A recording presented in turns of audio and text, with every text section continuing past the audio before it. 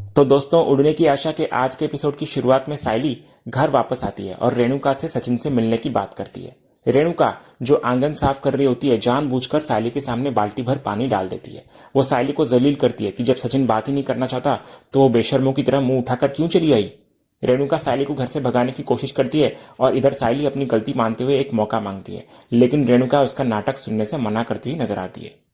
फिर जैसे ही रेणुका सायली को घर से भगाने की कोशिश कर रही होती है, तभी परेश वहां आ जाते हैं। वो रेणुका को डांटते हुए पूछते हैं, ये क्या कर रही है तू, तुझ में दिमाग है या नहीं। रेणुका तुरंत पलटवार करती है और कहती है, मुझ में दिमाग है और वो अपनी जगह पर ही है। फिर रेणुका परेश को कहती है कि वो अपनी लाडली बहू से पूछे कि उसका दिमाग कहाँ है, जो वो मुंह उठाकर यहाँ सचिन से बात करने आ गई है। रेणुका अपनी भड़ास निकालती है कि कांड करे ये, तमाशा करे तुम्हारा लाडला और घर के सारे काम करूं मैं। वो कहती है कि जैसा उसे समझ आ रहा है वो वैसा ही कर रही है। तभी परेश रेणुका को याद दिलाते हैं कि 35 साल से मैं तेरे साथ हूं, तुझे कब क्या करना है ये मैं पहले से ही जानता हूं, समझी। वो रेणुका को साफ शब्दों में बताते हुए नजर आते हैं कि ये सायली का भी घर है, तो वो जब चाहे यहां आ सकती है, तू उसे रोकने वाली होती कौन है। इस पर रेणुका ताना मारती है कि तुम अपने लाडले बेटे के खिलाफ जाओगे और अपनी लाडली बहू को घर में आने के लिए कह रहे हो।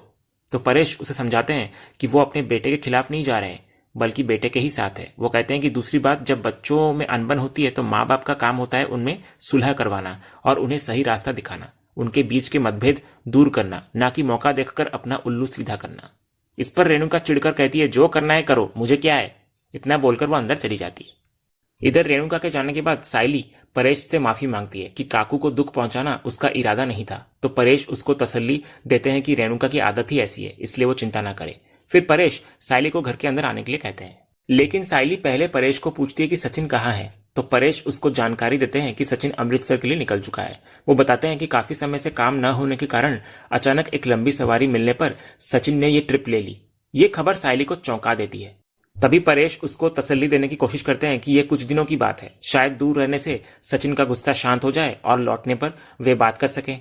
हालांकि सायली समझ जाती है कि सचिन के जाने की असली वजह उसका गुस्सा और नाराजगी है। वो परेश के सामने स्वीकार करती है कि उसने सचिन को बहुत दुख पहुंचाया है। सायली मानती है कि भले ही उसने जूही की भलाई के लिए सब किया, लेकिन पति से सच छिपाना और उसके खिलाफ जाना उसकी बहुत बड़ी गलती थी। उसे इस बात का गहरा मलाल होता है कि उसने सचिन का भरोसा तोड़ा है और अब सिर्फ गलती का एहसास होना ही काफी नहीं है।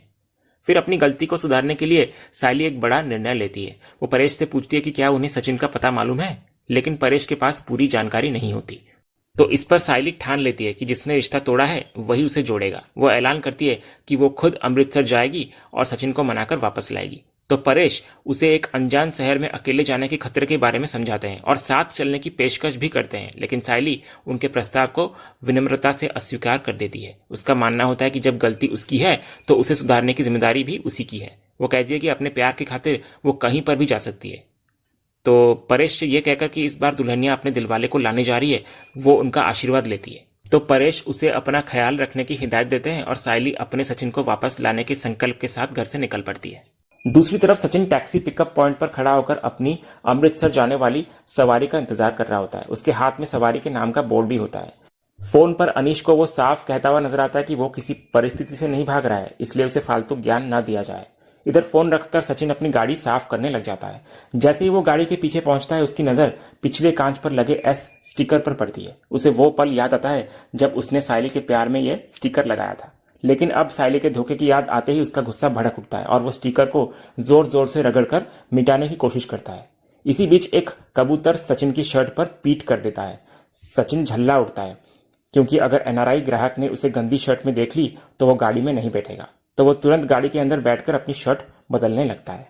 इधर जब सचिन अपनी शर्ट बदल रहा होता है, तभी एक व्यक्ति अपने ब्लॉग के लिए सचिन का वीडियो बनाने लगता है। वो अपने दर्शकों को कह रहा होता है कि देखो गाइस, गाड़ी के अंदर दिन में कपड़े चेंज हो रहे हैं। वो अपनी कमेंट्री में कहता है कि वर्किंग इंडियन क्लास के लोग बहुत मजबूत होते हैं क्योंकि वे इंडियन खाना खाते हैं। वो सचिन की रिप्ड बॉडी और क्लासी आर्म्स की तारीफ करते हुए वीडियो बना रहा होता है। तभी सचिन की नजर उस पर पड़ती है और उसे वीडियो बनाते हुए देखकर वो जोर से चिल्लाता है कि वीडियो बंद कर। फिर सचिन गाड़ी से उतरकर उसके पास आता है और फटकारता है कि वो कपड़े पहनते हुए वीडियो क्यों निकाल रहा है, क्या उसके घर में भाई बाप नहीं है। वो हाथ में कैमरा स्टिक लेकर घूम घूम कर रिकॉर्डिंग करने पर उसे डांटता है और उसे साइलेंसर कहकर बुलाता है। फिर वो आदमी सचिन को सुधारते हुए कहता है कि वो इन्फ्लुएंसर है, साइलेंसर नहीं। इस पर सचिन गुस्से में कहता है कि वे चाहे जिधर के भी हों, वे लोगों को एड़ा बनाते हैं और उसे वहां से वो फिर निकल जाने को कहता है। फिर अंत में सचिन उसे माकर तोंडिया कहकर जलील करता है। तो वो इन्फ्लुएंसर को ये शब्द नया और दिलचस्प लगता है। वो अपने वीडियो में बोलता है कि भारत आते ही उसकी लर्निंग शुरू हो गई है। वो सचिन से इस शब्द का मतलब पूछता है तो सचिन उसको मजा चखाने के लिए गाड़ी के शीशे के पास ले जाता है और उसको अपना चेहरा देखने को कहता है। जब वो आदमी खुद को देखता है तो सचिन समझाता है कि माकर टुंडिया का मतलब होता है बंदर की शक्ल का, ठीक वैसा ही जैसा वो शीशे में दिख रहा है। तो वो आदमी फिर भी बोलता है हंसकर, ये तो बहुत अच्छा है। तभी इन्फ्लुएंसर की हरकत से सचिन चिढ़ जाता है और उसे वहां से जाने के लिए कहता है, क्योंकि वो काम के समय वक्त बर्बाद नहीं करना चाहता। फिर सचिन अपने हाथ में सवारी का नाम हैरी बसरा वाला बोर्ड लेकर लोगों से पूछने लगता है। तभी वही इन्फ्लुएंसर वापस आता है और खुद को हैरी बसरा बताने लगता है। सचिन हैरान होकर पूछता है कि क्या उसे ही टैक्सी में अमृतसर जाना है। जब हैरी पुष्टि करता है तो सचिन को अपनी गलती का एहसास होता है। वो माफी मांगते हुए समझाता है कि कपड़े बदलते समय वीडियो बनाने की वजह से उसे गुस्सा आ गया था। इसके बाद सचिन आगे कहता है कि गाड़ी साफ करते वक्त एक कबूतर ने उसकी शर्ट पर गंदगी कर दी थी, इसलिए वो कपड़े बदल रहा था। हैरी इसे भी ब्लेसिंग मानकर खुश होता है और कहता है कि उसे भी ऐसी ब्लेसिंग्स चाहिए। तो सचिन भी मजाकिया लहजे में कहता है कि रास्ते में बहुत कबूतर मिलेंगे तो कहीं पर भी रुककर वो आशीर्वाद ले लेंगे। इसके बाद हैरी सचिन का नाम पूछता है और अपने ब्लॉग में बताता है कि वो 7 समुंदर पार भारत आ चुका है और अब उनकी रोड ट्रिप शुरू होने वाली है। गाड़ी में बैठते ही वो फिर से वीडियो बनाना शुरू कर देता है। तभी सचिन पूछता है कि क्या उसका ये वीडियो रिकॉर्डिंग हमेशा चालू रहता है। तो हैरी कहता है कि उसके कनाडा वाले दोस्तों को भारत बहुत पसंद है, इसलिए वो पल पल की खबर देगा उनको। तो इस पर सचिन मन ही मन बड़बड़ाता है कि ये सवारी तो करेला ऊपर से नीम चढ़ा जैसा है, जो उसका दिमाग खराब कर देगा। जब हैरी पूछता है कि उसने क्या कहा तो सचिन बात को घुमाते हुए कहता है कि वो बस अच्छी और शुभ यात्रा की प्रार्थना कर रहा था। तो हैरी के दोबारा वीडियो शुरू करते ही सचिन गाड़ी स्टार्ट करता है और उसकी अमृतसर की यात्रा शुरू हो जाती है। दूसरी तरफ रेणुका घर की रसोई में काम करते हुए शकुंतला के साथ वीडियो कॉल पर जुड़ी ही होती है। वो फोन के जरिए शकुंतला को बच्चों को डांस सिखाने के निर्देश दे रही होती है। इधर रेणुका अपनी जगह से ही शकुंतला को टोकती है कि ऐसी मुद्रा नहीं, मैं जैसी बोल रही हूं वैसी कर। तभी शकुंतला मजाक में शिकायत करती है कि रेणुका की आवाज से ज्यादा तो कुकर की सीटियों की आवाज आ रही है। वो पूछती है कि शिवरात्रि के व्रत का खाना बन रहा है या आलू का हलवा। तो रेणुका परेशान होकर बताती है कि सारा काम उसी के सिर पर आ गया है, इसलिए आज शकुंतला ही क्लास संभाल ले।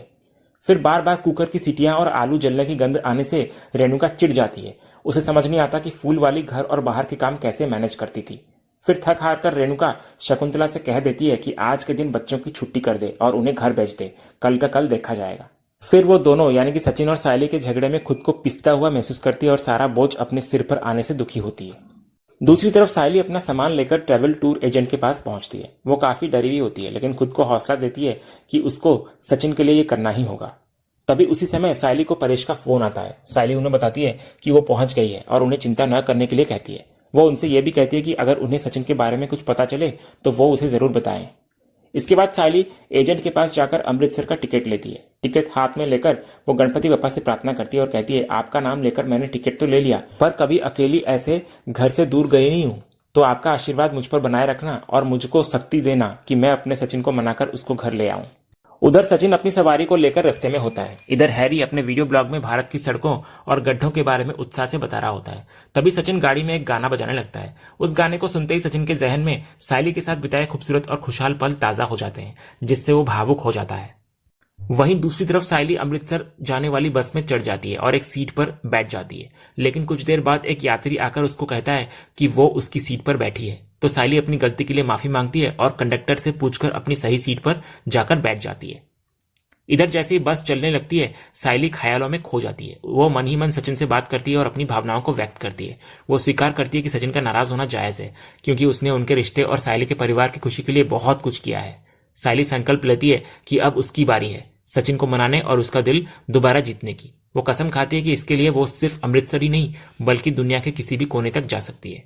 तो इसी अटूट विश्वास और प्रेम भरे संकल्प के साथ आज का ये एपिसोड यहीं खत्म होता है। तो दोस्तों, आज का ये वीडियो आपको कैसा लगा कमेंट के माध्यम से हमको कहिएगा और कमेंट में हाइप करना भी मत भूलेगा और वीडियो को लाइक शेयर सब्सक्राइब करना भी मत भूलेगा, ताकि ऐसे ही रोज लेटेस्ट एपिसोड के अपडेट्स आप टेलीविजन से पहले पा सकें।